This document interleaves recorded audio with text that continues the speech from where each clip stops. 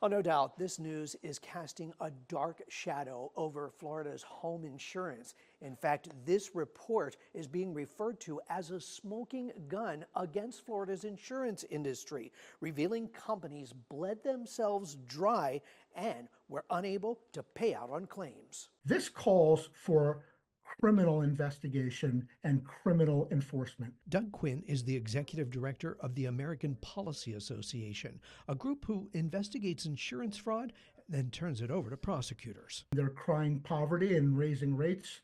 They're going under. They're leaving people, Florida policyholders, twisting in the wind without insurance. He's reacting to this report, which reveals insurers paid $680 million in dividends to shareholders while funneling billions more to their affiliated companies. Doug, what do you think the motive would have been for these companies to operate in this manner?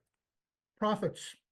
That is, we call it the Florida model. This is really a profit scheme is what it is. The study's author says that companies paid out so much money to those shareholders, they were too weak to pay out claims, leaving you high and dry. We never collected one penny from the insurance.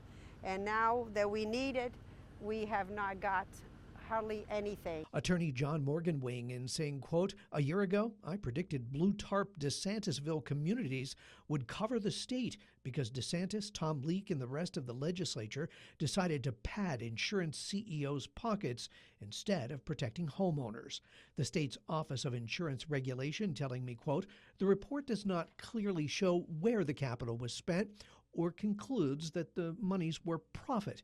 The report does say additional oversight was needed." The OIR and others say this document doesn't tell the whole story. If it just tells part of the story, it should have been part of the dialogue. It should not have been hidden. Now, the state argues that it has pushed for more oversight since the report. They insist that the market is improving, with 10 new companies operating in Florida since 2022, although rates for most remain high. Dave Elias, Gulf Coast News.